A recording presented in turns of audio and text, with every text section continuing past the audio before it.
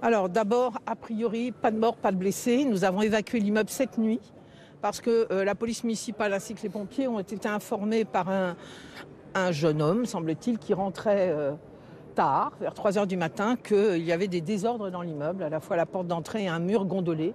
Donc la police municipale, les pompiers sont arrivés immédiatement et nous avons pris un arrêté de péril et nous avons évacué tout le monde. Voilà.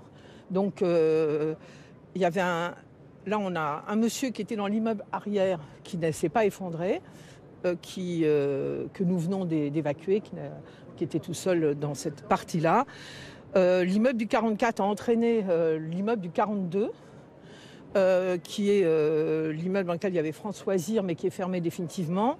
Et il semblerait qu'il n'y a qu'une seule famille qui habite au-dessus, et nous l'avons joint, elle était sur la côte, donc pas de difficulté non plus. Voilà, donc j'en tremble encore, parce que si cette nuit, ce monsieur n'était pas rentré à 3 heures du matin et ne nous avait pas joint, et qu'on n'ait pas eu ses réactions, eh bien, il y aurait des morts ce matin à l'évidence. Et c'est effrayant, parce que cet immeuble, quand on en voit, si vous regardez la façade, qui était d'ailleurs en train d'être avalée, c'était un immeuble bien bourgeois et bien, etc. Voilà, comme quoi les propriétaires doivent vraiment faire attention à l'État. Évidemment, je ne m'exprime pas aujourd'hui sur les causes, mais il n'y a pas eu d'explosion. Il ne semble pas qu'il y ait eu de problème de gaz ou autre. Donc c'est plus un problème de bâti, semble-t-il. Mais enfin, je ne suis pas expert. Voilà, mon seul souci, c'est qu'il n'y ait pas de morts et pas de blessés. Et de remercier la police municipale, les pompiers qui ont agi cette nuit. J'en ai été évidemment informé immédiatement.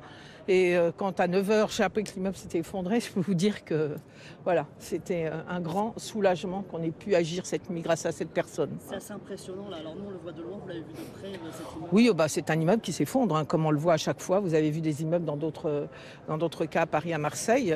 Voilà.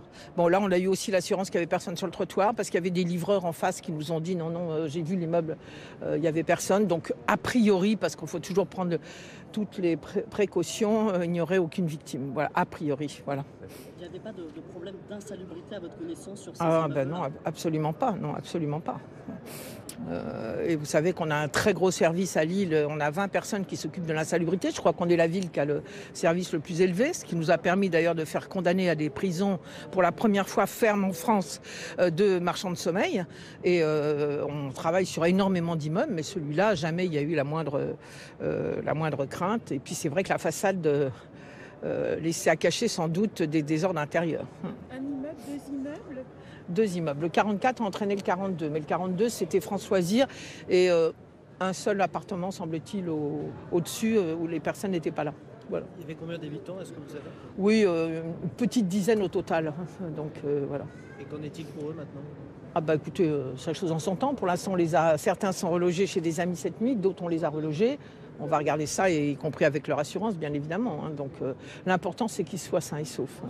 Il va falloir sécuriser les immeubles autour. Ça y est, on a évacué les immeubles voisins, bien qu'aujourd'hui, là on est avec des drones et avec des caméras, avec la préfecture, bien qu'aujourd'hui on ne voit pas d'éléments, de fissures sur les immeubles voisins. Par précaution, ce matin, dès que l'effondrement a eu lieu, on a évacué les immeubles voisins.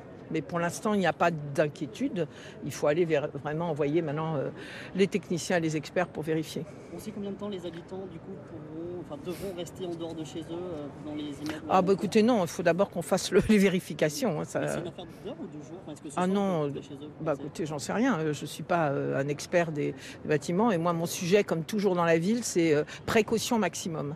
Et vous voyez, si nos services ont bien réagi avec les pompiers cette nuit, nous ont prévenus immédiatement, on a évacué tout le monde et voilà, on a pris l'arrêté de péril immédiatement et à 9 heures ce matin, ça s'effondre. Voilà.